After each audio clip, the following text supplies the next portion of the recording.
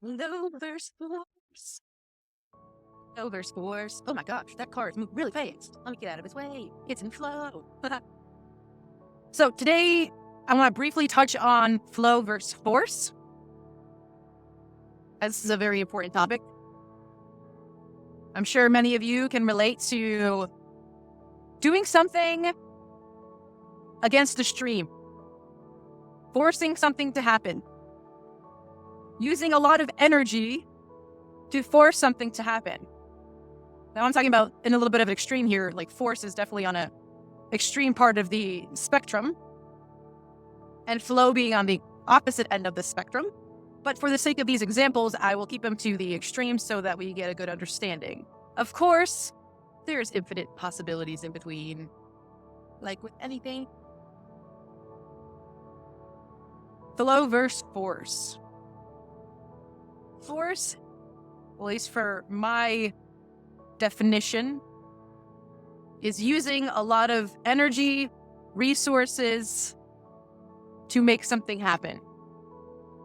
Flow is when you don't use any resources and things just happen.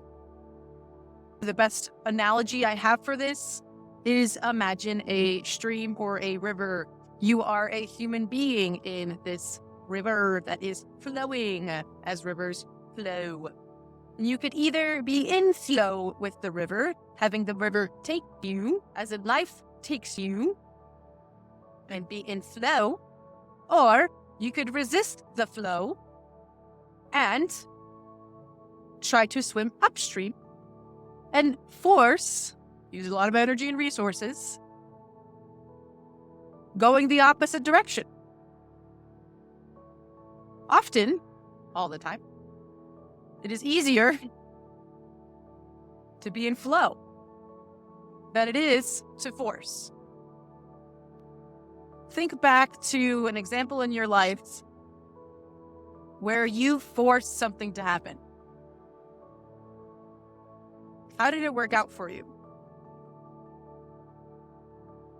How did that forcing ultimately work out for you? Yes, maybe you got the temporary thing that you wanted, but in the long run, did it bite you in the ass? Was it roses and petals? If it wasn't meant to be, and you forced it to be, it still won't be, because ultimately it was not meant to be in the first place. A good correlation or example of this phenomena is two beings together, relationships / flings / love / entanglement, whatever you want to call it. I'm sure many of us have experienced this at some point in our lives where we just wanted something so badly, someone so badly, that we were willing to do everything and anything. And we might even say we forced things to happen. We went out of our way, used a lot of energy and resources to make something happen. We forced it to happen. Okay, then maybe it happened. And how did that work out? Did that feel good? How did the forcing work out in the long run? It most likely did not work out. Of course, there's infinite possibilities, so I'm sure there are people out there that forced something to happen and everything was perfect. Now, I should probably put a little caret there next to the word force. It depends what your definition of force is. If your force is, I'm going to work really hard and dream really big and know and believe that it's going to happen, if that's your definition of force, then we have two different definitions of force and our conversations are not congruent. We're talking about two different things. If your definition of force is similar to mine that I voiced earlier, then more likely than not, having forced something to happen backfired, or in the long run, ended up being not the thing that one should have used all those resources and energy on. But that's okay. We learn from that.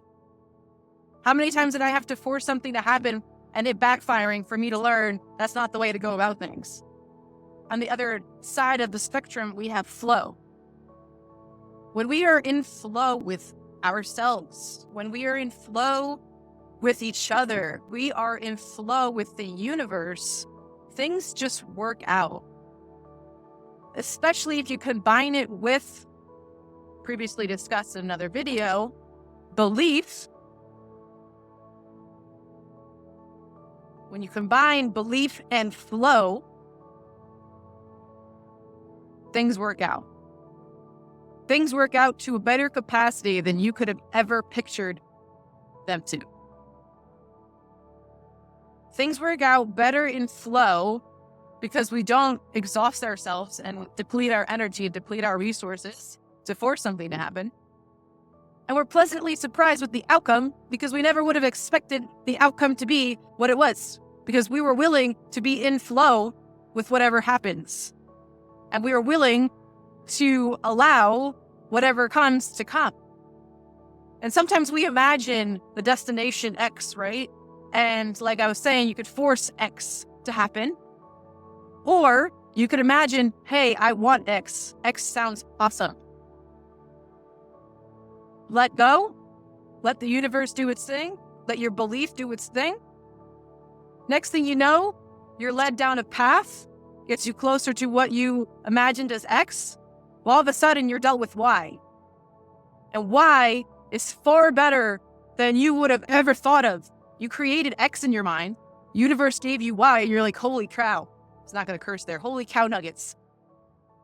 Y is so much better than X. I'm so happy I didn't force X to happen because I would have never allowed flow, allowed Y to happen. So in another video, I'll discuss belief and letting go so that you can flow and get an answer or a result that you wouldn't even be able to imagine. Because the universe is like, here you go. You are part of me. You are a part of everybody. We are all a part of each other. We are all co-creating. Here's what you need and wanted. Here you go.